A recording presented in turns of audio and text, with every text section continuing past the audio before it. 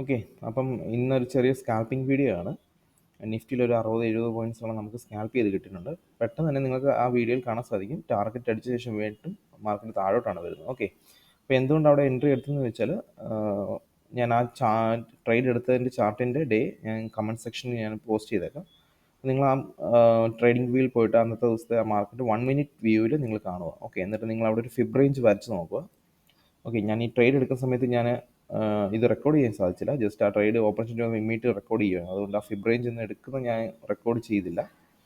Okay, അപ്പം നിങ്ങൾ എന്താ ചെയ്യുന്നത്, നിങ്ങൾക്ക് ആ ഒരു എൻട്രിയുടെ ബേസ് അറിയണമെന്നുണ്ടെങ്കിൽ ജസ്റ്റ് അന്നത്തെ ദിവസത്തെ ചാർട്ടിൽ പോയിട്ട് അതിൻ്റെ ബാങ്ക് നിഫ്റ്റിയുടെ ലോയിൽ നിന്ന് ഹൈയിലേക്ക് ഒരു ഫിബ് റേഞ്ച് വരച്ച് വെക്കുക. അപ്പം മാർക്കറ്റ് റിവേഴ്സ് ഇറങ്ങി വരും.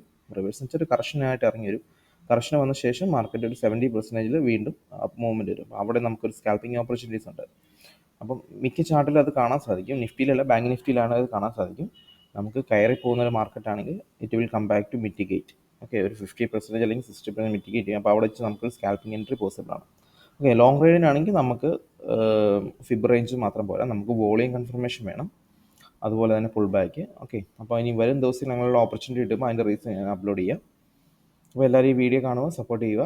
നിങ്ങൾക്ക് എന്തെങ്കിലും ഡൗട്ട് ഉണ്ടെങ്കിൽ, എന്തെങ്കിലും ഇമ്പ്രൂവ്മെൻറ്റ് ചെയ്യണമെന്നുണ്ടെങ്കിൽ അത് കമൻറ്റ് സെക്ഷനിൽ രേഖപ്പെടുത്തുകയാണെങ്കിൽ I will do in next videos. Okay, thank you guys.